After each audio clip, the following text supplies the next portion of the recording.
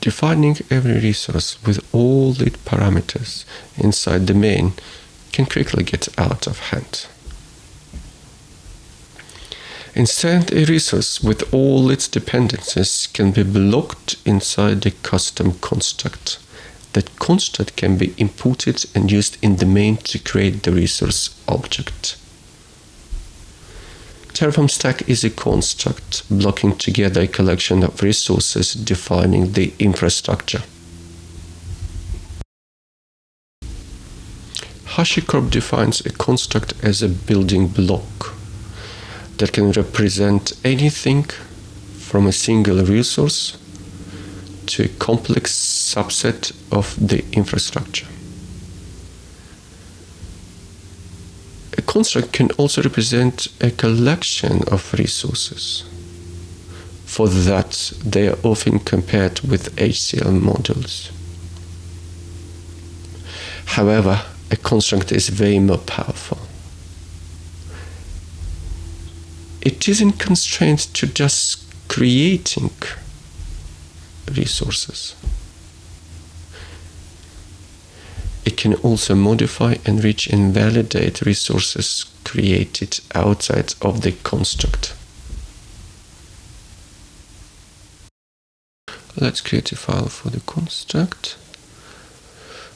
The ECS under cluster.py. We'll need to copy the construct, import it in our construct file. Now create the subclass. Cluster inherits from construct and define the dunder init to initialize it. Pass the self, then scope. This one should be of type construct. And name, which is a unique ID. Next, initialize the super class, dunder init, passing the mandatory scope and name. Okay, now we can define the cluster object. But first we need to import the ECS cluster module, which we will not need in main anymore. Let's import here. Now we can define cluster as ECS cluster, and it has scope, so self is a scope. ID, ECS cluster is a unique ID, and the cluster name, which will be assigned with this input. This is our basic ECS cluster construct. It can be imported in main now from ECS cluster input my ECS cluster. Now this object to be replaced with the new one. Using the my ECS cluster construct, pass self as the scope and cluster as the cluster name. This output must be modified. This cluster references this object, which is assigned with the cluster object from the construct. For clarity, let's add a class variable of the ECS cluster type. Okay, now, so this needs to be modified. This tags object to reference the construct object, followed by its ID. Let's save it and try to synthesize.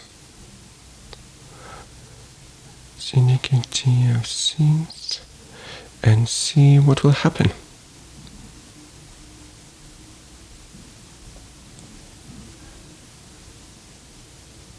Great, it worked. the same resource can be instantiated multiple times. Instances that share the same parent stack are part of the same scope. Each instance in the stack must have a unique name to avoid naming conflict.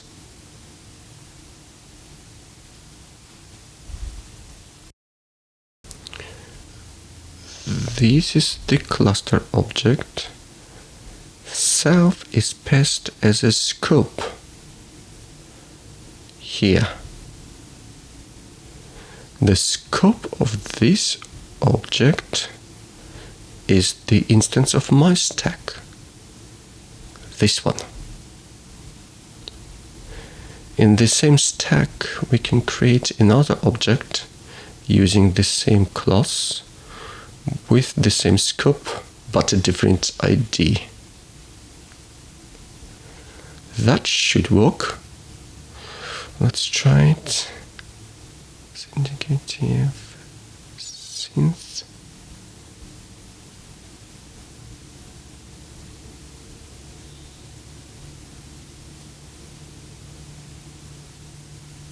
Great. It worked. Let's create a second stack. The app can have multiple stacks. So paste it here. Change its name.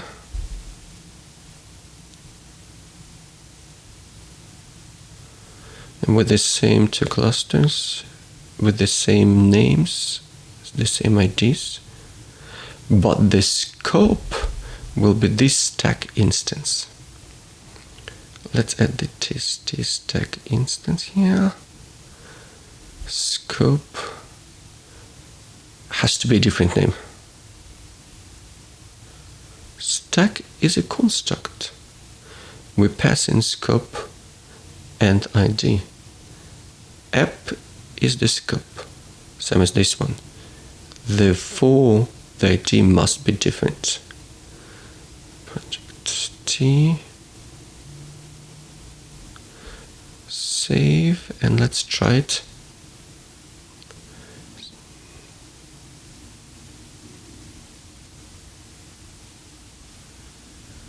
Great, it worked.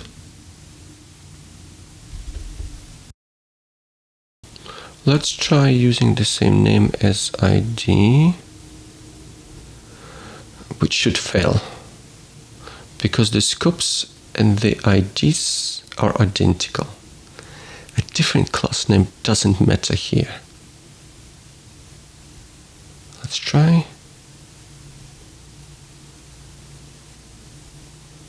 Here we go, it has failed. There is already a construct with name project Y in app. Great. Let's see what's happening here. Line 26 in the main. What is the line 26? The init of the parent class. What else? Same thing. Same complaints. Line 41 in main.py. Here we are, the reason for failure. The scope and the IDs are identical. Okay, let's correct it. Now this also means that the same stack can be used multiple times, just with a different name as a unique ID. Alright, let's check.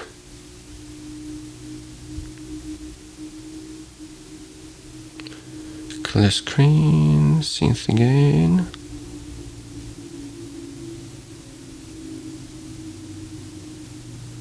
Fantastic, it worked. This means the same stack can be reused multiple times.